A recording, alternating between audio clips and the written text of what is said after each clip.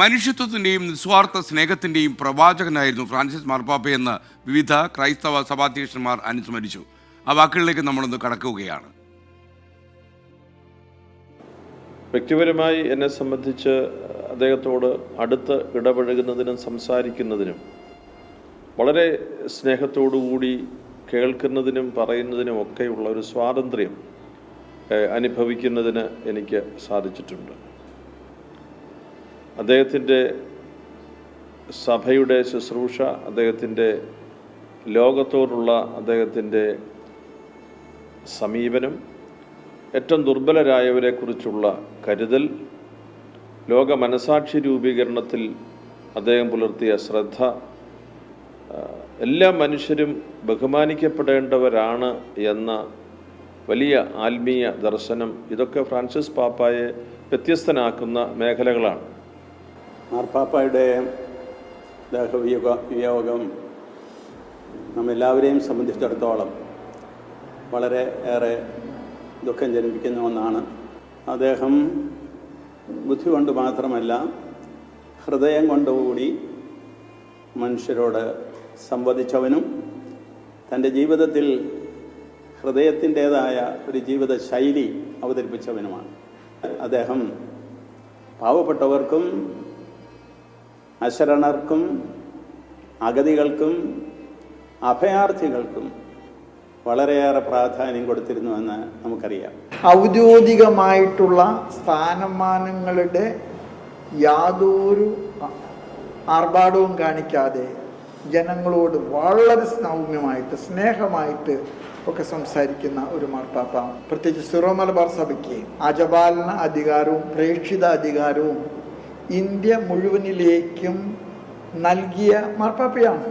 ചിലപ്പോൾ same sex homosexuals, പക്ഷെ അവരും പരിഗണിക്കപ്പെടേണ്ടവരാണ്, അവർ മാറ്റി നിർത്തപ്പെടാൻ പാടില്ല എന്ന് വിശ്വസിക്കുന്ന ഒരു മാർപ്പാപ്പ. കത്തോലിക്ക സഭയുടെ തലവനായ ഫ്രാൻസിസ് പാപ്പ നിര്യാതനായ വിവരം വളരെ ഞെട്ടലോടുകൂടിയാണ് നമ്മൾ ഓരോരുത്തരും കേട്ടത്.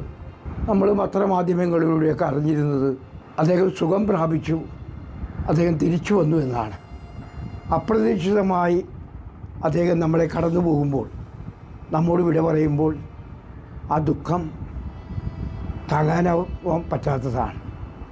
എന്നെ കോഴിക്കോട് രൂപതയുടെ ആർച്ച് ബിഷപ്പായും കോഴിക്കോട് രൂപതയെ ആർച്ച് ഡയസിസായും ഉയർത്തിയത് ഈ ഫ്രാൻസിസ് പാപ്പയാണ്.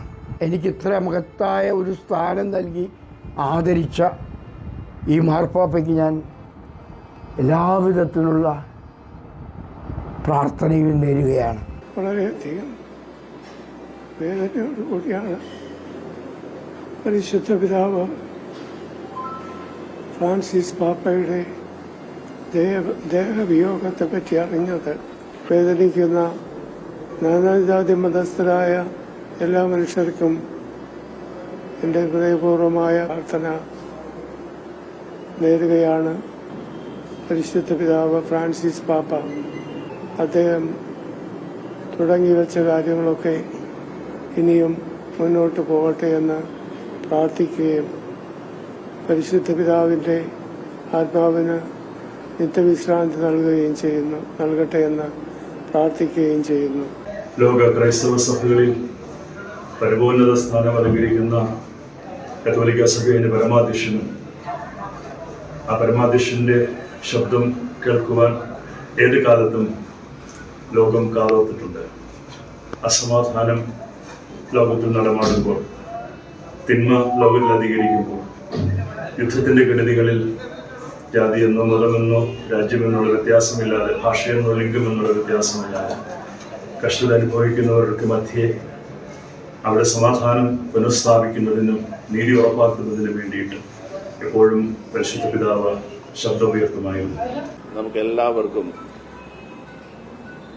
വളരെയേറെ ഇഷ്ടമായിരുന്ന ഫ്രാൻസിസ് പാപ്പയുടെ ഒരർത്ഥത്തിൽ വളരെ പെട്ടെന്നുള്ള വിയോഗം എനിക്കതൊരു ഞെട്ടലായിട്ടാണ് കേട്ട ഉടനെ അനുഭവപ്പെടുന്നത്. അതിനൊരു കാരണം, അദ്ദേഹം കുറേ നാൾ രോഗം കാരണം ആശുപത്രിയിൽ ചികിത്സയിലായിരുന്നു. ഏതാണ്ട് ഭേദമായപ്പോൾ തിരിച്ച് അദ്ദേഹത്തിൻ്റെ വസതിയിലെത്തി.